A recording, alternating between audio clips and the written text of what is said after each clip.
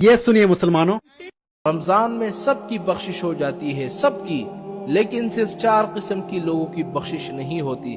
देखो, रमजान एक ऐसा महीना है, सब मुसलमान इंतजार करते हैं कि कब रमजान का महीना आ जाए और अल्लाह ताला हमारी बख्शिश कर दे।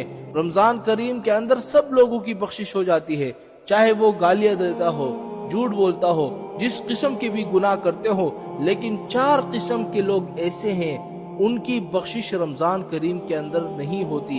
ये कौन बदबख्त लोग हैं? ये कौन से लोग हैं जिनकी बख्शिश रमजान करीम के अंदर नहीं होती? जरा सुनिएगा, अगर ये 4 काम आप कर रहे हैं या इन 4 किस्म के लोगों में से आप शामिल हैं तो उन कामों को छोड़ दो ताकि आपकी बख्शिश अल्लाह ताला इस रमजान के अंदर कर दे, आपके सारे गुनाह अल्लाह ताला माफ कर दे।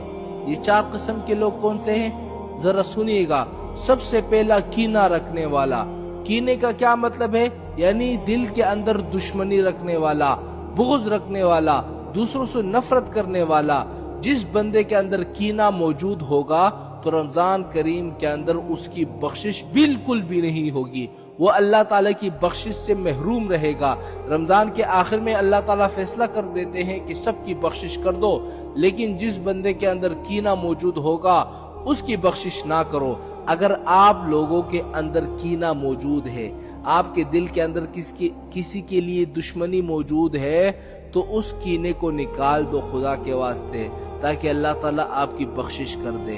अल्लाह ताला आपको इस रमजान के अंदर आपके सारे गुनाहों को माफ फरमा दे।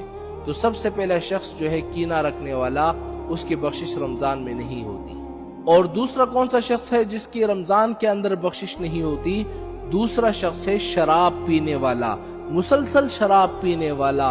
जो शख्स शराब पीता है और वो रमजान करीम के अंदर भी शराब पीता है, तो समझो उसकी भी बख्शिश रमजान करीम के अंदर नहीं होगी, वो भी अल्लाह ताला की बख्शिश से महरूम रहेगा। तीसरा कौन सा शख्स है?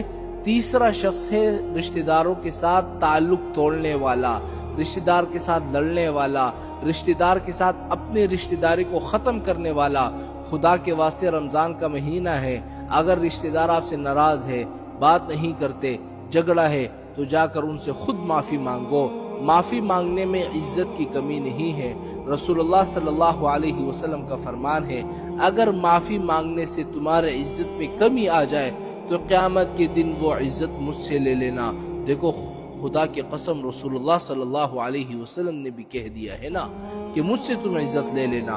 अगर रिश्तेदारों के साथ आपका झगड़ा है तो जाकर उनसे माफी मांगो, उनसे कहो कि मुझे माफ कर दो, क्योंकि अगर आप इस तरह नहीं करोगे तो रमजान करीम के अंदर आपकी बख्शिश नहीं होगी। तो फिर क्या करोगे ऐसे रमजान के साथ कि जिसमें आपकी बख्शिश ना हो? और चौथा शख्स कौन सा है जिसकी रमजान करीम के अंदर बख्शिश नहीं होती? चौथा शख्स है माँ बाप का नाफरमान, वालिदैन का नाफरमान। तो जो भी शख्स वालिदैन की नाफरमानी करता है तो उसकी बख्शिश रमजान करीम के अंदर नहीं होती।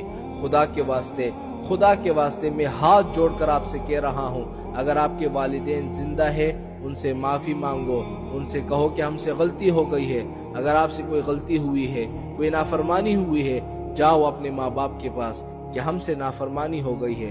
अगर आप इस तरह नहीं करोगे, रमजान करीम के अंदर आपकी बख्शिश नहीं होगी, फिर कहाँ जाते फिरोगे? वालिदैन एक ऐसी नेमत है जिसका अंदाजा हमें तो इस दुनिया में नहीं होता। जब वो इस दुनिया से रुखसत हो जाते हैं फिर हमें माँ बाप की कदर आती है।